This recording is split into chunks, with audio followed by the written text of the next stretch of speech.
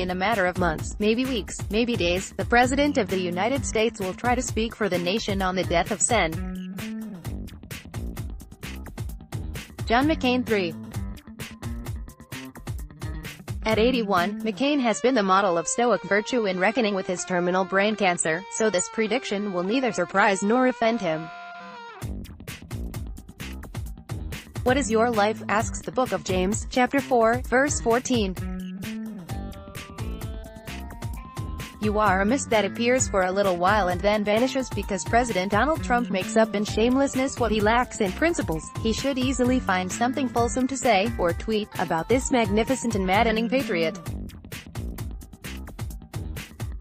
He will likely be brief and vague, though, because he's more comfortable with genuine duplicity than with feigned sincerity.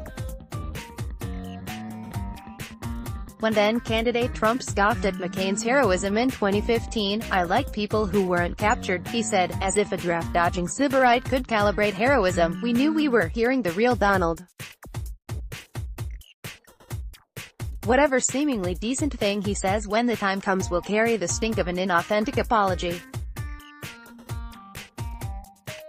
This is one problem, among many, with choosing a president based on how disgusted the choice will make the losing voters. Our major parties in the last election nominated candidates who were loathed by the other side. Polls indicated they were the least popular standard-bearers in the history of Poland. And while this might be an effective way to rev up true believers' hate being a powerful motive, it cripples the survivors' transition from campaign antagonist to voice of the nation. To speak with, and for, the whole country at key moments is a big part of the job, yet for some reason, our modern politics is failing to elevate candidates who can do it well. John McCain reminds us that American greatness is made by those who understand that character is the sum of one's hardest choices. I was never sure McCain was such a candidate, though I watched him seek the presidency in 2000 and 2008. He was an interesting campaigner, which is rare, but he wasn't a great one. He resembled a racehorse that loves to surge from back in the pack, closing a length per furlong, yet loses focus if given the lead. Candidate McCain aspired to emulate Ronald Reagan, but Reagan was Secretariat. He ran as though he was the only horse on earth. Thus the charm of McCain's Straight Talk Express, the bus he chartered in the winter of 2000 when he was 20 lengths back of George W. Bush and spoiling for an upset. With a skeletal staff serving mostly as straight men, McCain shot the bull with reporters as the express crisscrossed New Hampshire. With the cockiness and ease of a former Navy aviator, the shoot-from-the-lip candidate soon had celebrities and news executives clamoring for bus time, and as he narrowed, but never closed, the gap, McCain's delight was infectious. On the other hand, he blew whatever small chance he had of beating Barack Obama in 2008 when his victory in the primaries caused him to break stride. McCain stumbled with GOP elders by pushing for a Democrat as his running mate. When they vetoed the choice, he impulsively chose the untested and unready Sarah Palin. At the time, I asked a veteran Republican for the backstory. He didn't get his way, so he threw his peas against the wall, came the answer. But if McCain has proved less than the ideal messenger, he has achieved something larger. He is an ideal message. When the time comes, his whole life story will be recalled, but its essence can be distilled to a single choice.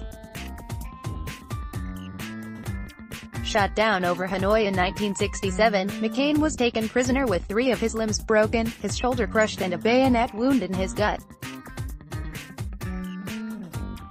But this was no ordinary prisoner. In the long history of the U.S. Navy, McCain was the first to be both son and grandson of full admirals, and his father was in command of all operations in Vietnam. When his captors learned this, they offered McCain his freedom. He had only to exercise his privilege, look after himself, and leave his fellow prisoners behind. AFP, Getty Images. This file picture taken in 1967 shows U.S. Navy Air Force Major John McCain in a Hanoi hospital as he was being given medical care for his injuries. McCain was captured at a lake in Hanoi after his Navy warplane was downed by the Northern Vietnamese Army during the war. This file picture taken in 1967 shows U.S. Navy Air Force Major John McCain in a Hanoi hospital as he was being given medical care for his injuries. McCain was captured at a lake in Hanoi after his Navy warplane was downed by the Northern Vietnamese Army during the war. AFP, Getty Images. They tortured him nearly to death for refusing, bound his broken arms, beat his unhealed wounds. Decades later, I watched him limp into rallies on a leg that could never be properly repaired and raise his shattered and re-broken arms waist-high their full extent. And I heard him ask his fellow Americans to trust, as he had trusted through more than 5 years of avoidable suffering, in duty, service and one another. If this eulogy is premature, the reason for delivering it now is this moment cries out for it. John McCain reminds us that American greatness is made by those who understand that character is the sum of one's hardest choices, that reality is not a TV show, that fame is mist but honor granite, that heroes don't need fixers on retainer. David Vondrell is a columnist for The Washington Post, where he writes about national affairs and politics from a home base in the Midwest.